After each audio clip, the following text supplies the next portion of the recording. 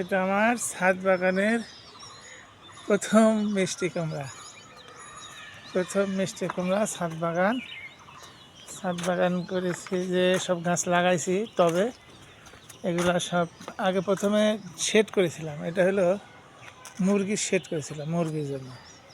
মুরগির শেডটা তো মুরগি, এই যে ওরা এখানে শেড করেছিলাম। এই যে মুরগির শেডটা, মুরগি এখন সব বাতিল।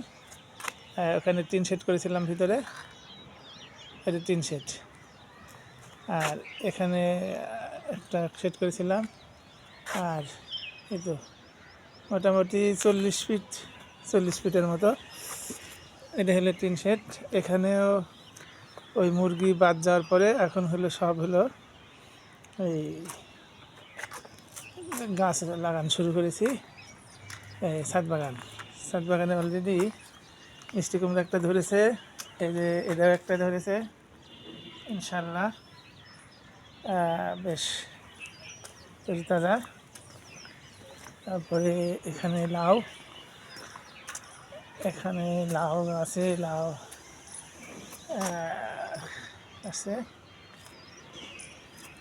হ্যাঁ, এগুলো সব প্রসেসিং চলছে, ইনশাল্লাহ খুব ভালো হবে।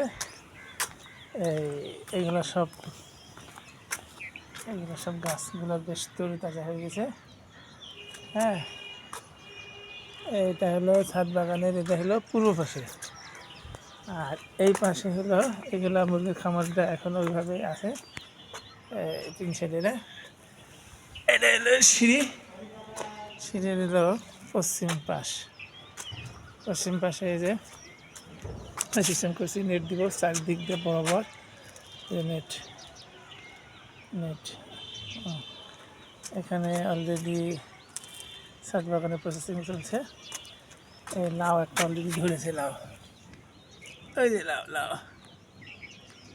একটা ধরেছে। আর এই যে নেট করেছে, নেট ছাদের বরাবর দিয়ে নেট করেছি। এই গাছগুলা নেটে উঠাই দেব। হ্যাঁ, গাছগুলো নেটে উঠাই দেবা। দেখো যে লাউয়ের কি তেজ হয়েছে, লাউ গাছ, এটা লাউ। এখানে করলা, এখানে বরবটি, তারপরে নেট করছি। এই যে লাউ সব হলো সব বালতিতে ইয়ে করেছি। হ্যাঁ, চারদিক দিয়ে এভাবে নেট করেছি, এভাবে নেট করেছি। এই নেট দিয়ে এভাবে নেট করেছি। এই 7-8 ফিটের মতো উঁচু নেট করেছি। এই নেটে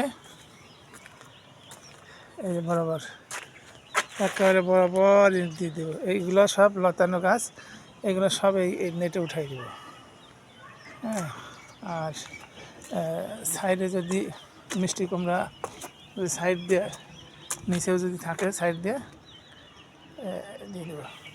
এটা শুরু হয়েছে, গাছ কেবল চারা লাগানো হয়েছে। চারাগুলো হলে ইনশাল্লাহ ফলন শুরু হয়ে যাবে। ফলন অলরেডি তো হওয়া শুরু হয়েছে। মিষ্টি কুমড়া হয়েছে, লাউ হয়েছে, এই তো লাউ। হ্যাঁ।